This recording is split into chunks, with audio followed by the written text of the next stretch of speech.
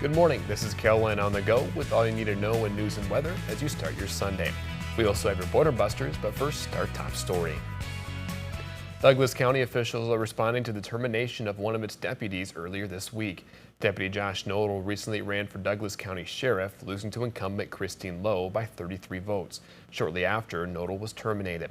The Douglas County Commission says it was not involved in the decision and does not have authority to discipline or terminate deputies. The Commission also said in a statement it was not involved in any underlying issues that led to the deputy's termination. No reason for the termination has been released. Officials say there will be no special public meeting to discuss the recent events. The regularly scheduled commissioner meeting will be June 16th at 9 a.m.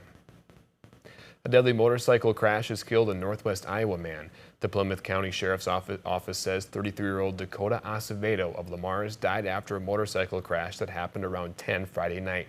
Witnesses reported seeing Acevedo accelerate and lose control on a curve and leave the roadway. When deputies arrived at the scene northeast of Lamar's, Acevedo was unconscious and not breathing. He was taken to a Sioux Falls hospital where he later died from his injuries. A van in Watertown is damaged after it became engulfed in flames. Crews rushed to put out the fire yesterday afternoon at a gas station parking lot in the southern part of town. Crews quickly gained control of the fire and stayed on scene for about 40 minutes to make sure it was fully extinguished.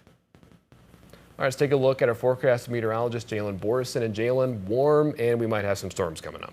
Yeah, Jordan, a little bit of instability in the atmosphere due to all this warmth, moisture, but also a cold front approaching from the west. Temperatures today, though, going to keep staying well above average for this time of year. Sioux Falls are high, 86 degrees. Breezy southerly winds not only here, but across KELOLAND, 92 in Pierre and 96 in Rapid City.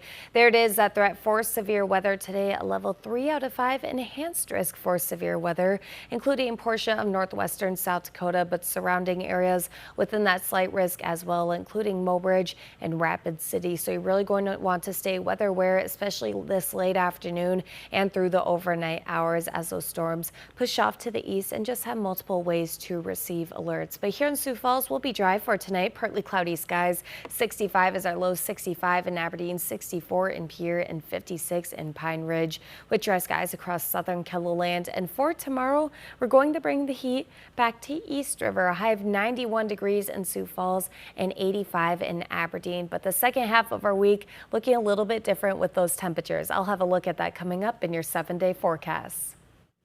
Thanks, Jalen.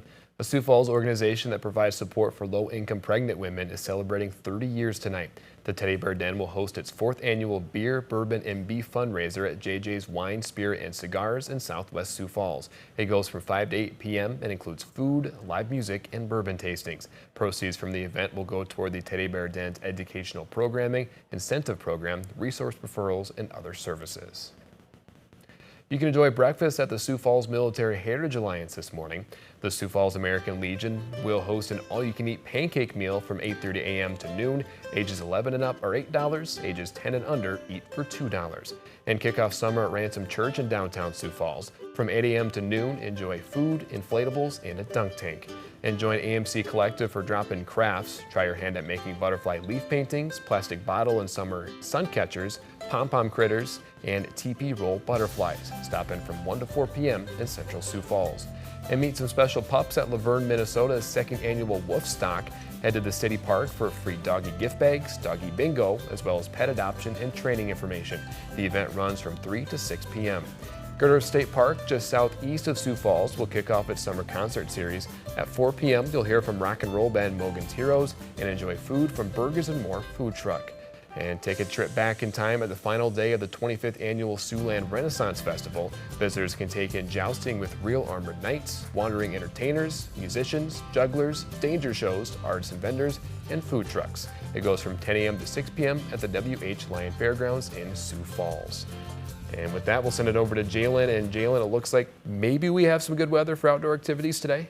Yeah, Jordan, mainly earlier in the day, the better, and also early afternoon hours. Not looking too bad either. By this evening, though, a threat for severe weather in western and central KELOLAND. Here in Sioux Falls, though, could see a few spotty showers and thunderstorms. Not expecting anything of those to be really severe, though, but we do have more chances for severe weather going into the middle of the week, especially on Wednesday. Breezy as well, 92 degrees. Going to be hot before temperatures take a few steps back for the end of our week. Highs back in the low 80s. And for Aberdeen, 94 by Tuesday. Windy with chances for showers and thunderstorms. We'll continue to see more chances for precipitation through the middle of the week. But with those strong winds, we're going to also cool off our temperatures. 76 by Saturday. Slight chance for some showers. In the Pierre area, 92 on Sunday.